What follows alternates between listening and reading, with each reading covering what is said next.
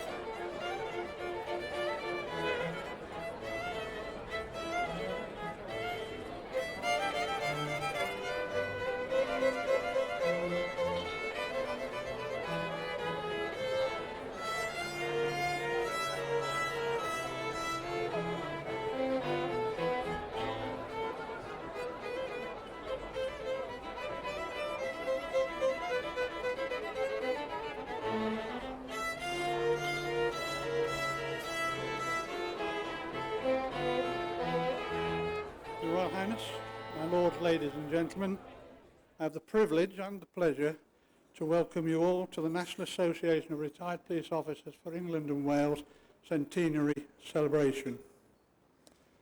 I and the National Executive, on behalf of the Association, are honoured Your Royal Highness agreed to attend this evening and also agreed to be the patron of our organisation during this, our centenary year.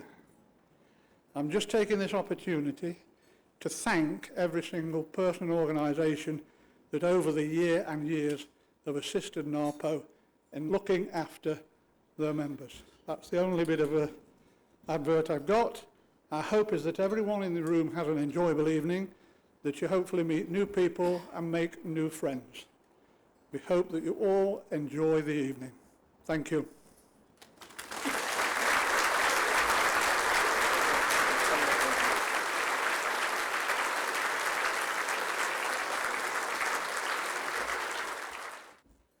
President, members, ladies and gentlemen, well, thank you very much for your invitation to join you, but particularly for your invitation to be your patron for your centenary year, which I very much hope you've all been enjoying, because that, I think, is the point of the exercise.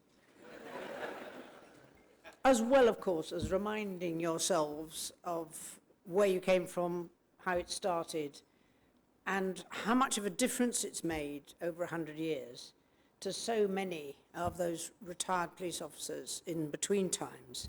There will be quite a few who would no doubt wish to say thank you.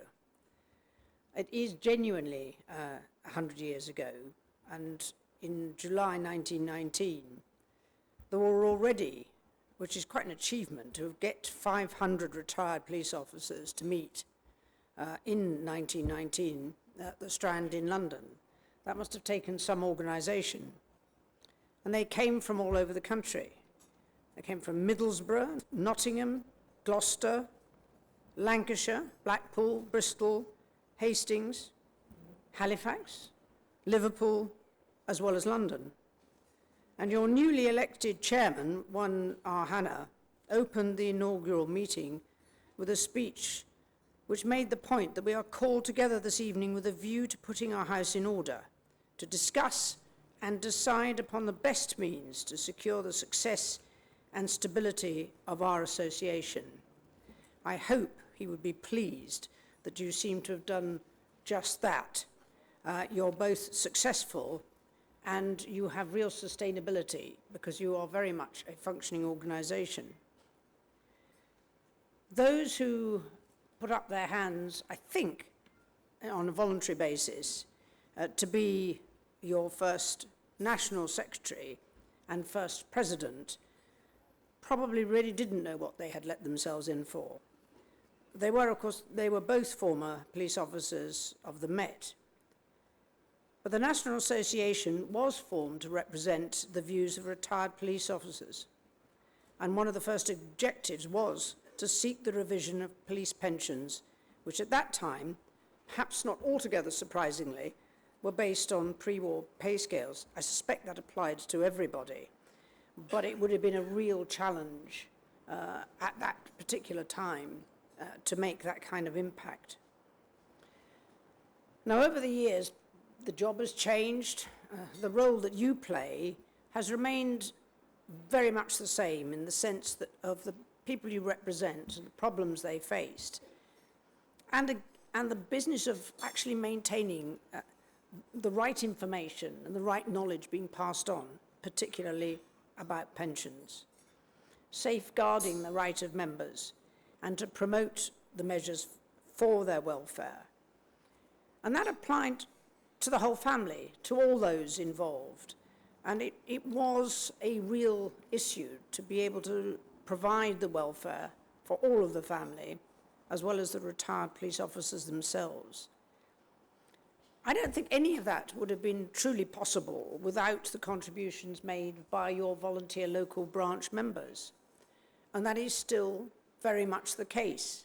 You give your time to make sure that your members, and particularly those who may be vulnerable through changes in circumstances, illness, isolation, are still very much part of that police family. It is quite a unique job. And when you retire, you don't want to lose those connections of the people you can talk to, that share your knowledge and experience with. And that's quite a lot of hard work for those local members to be able to bring you together, widely scattered as you are. Now, I rather hope that one of the changes that may have made your lives a bit easier is information technology. Not always greeted enthusiastically in organisations, but I think for those running local branches, I hope it saved them a few miles and an ability to catch up more regularly with those further afield. But it is more about that personal contact and the face-to-face meetings that can really make a difference, and for people to really understand the individual problems. And each branch needs to have that local knowledge. You need to understand how your areas work, where people worked, where they settle, and the things that are on offer for them and the ways in which you can support them. So that local knowledge is very critical. But it is equally important that it is a national body which can use that breadth of knowledge and numbers to get your issues and your concerns across. Your ability to socialise and stay in touch is very much reflected here, I hope. But bear in mind that you are in theory representing some 91,500 people, those of you in this room. And I underline that because I think that is your success, is your ability to have that many members that you represent. The cautionary comment is that please don't try to celebrate for every single one of them. This is going to be a very long evening. And in case you had, I hope you didn't have trouble getting in, but you might have trouble getting out. But it's been a pleasure to join you. It is worth celebrating 100 years for all sorts of different reasons. It is worth reminding yourselves of where you came from and the effort that has been put into that 100 years to allow you to represent over 91,500 members. And a lot of people owe you a debt of thanks for the work that you have put in to make sure that is possible. I have to say that I probably grew up with police in evidence nearly everywhere. I don't know that that helps in this instance. But I think I can identify a policeman at several hundred yards. Anyway, have a very good evening.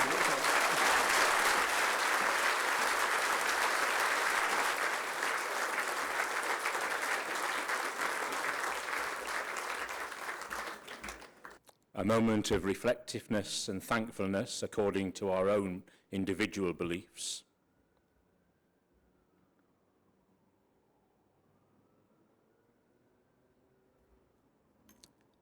At this centenary dinner, we give thanks for the National Association of Retired Police Officers and its support for its members, past and present, for the achievements made, for times shared, for memories treasured, for colleagues remembered.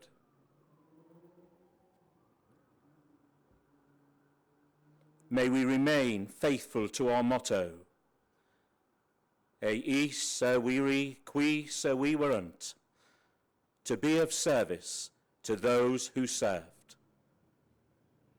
And now we give thanks for the food that will be set before us, for those beside us, for the reason that unites us, and for the friendship that grows between us. Amen. Please be seated.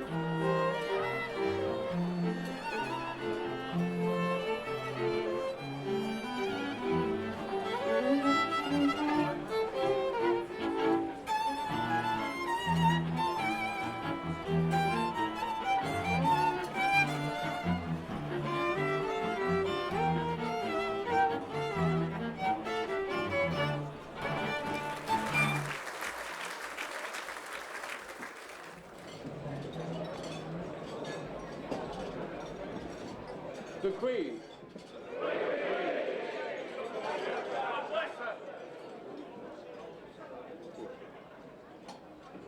The National Association of Retired Police Officers, NARPO.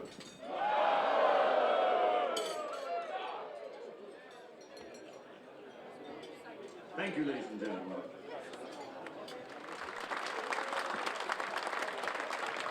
I'm just making sure I don't drop the box. Your Royal Highness, I've said thank you for attending. From the National Association of Retired Police Officers for England and Wales, we've got a couple of small presentations to you. One is not quite so small, but that is for you in thanks. I'm keeping it a secret.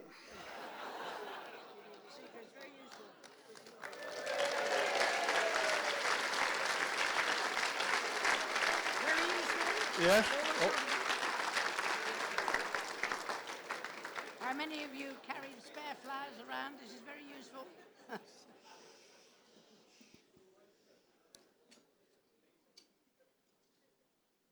And I'm very pleased to be able to present you with a cheque for your charities, sum of £5,000 from the NARPO Association.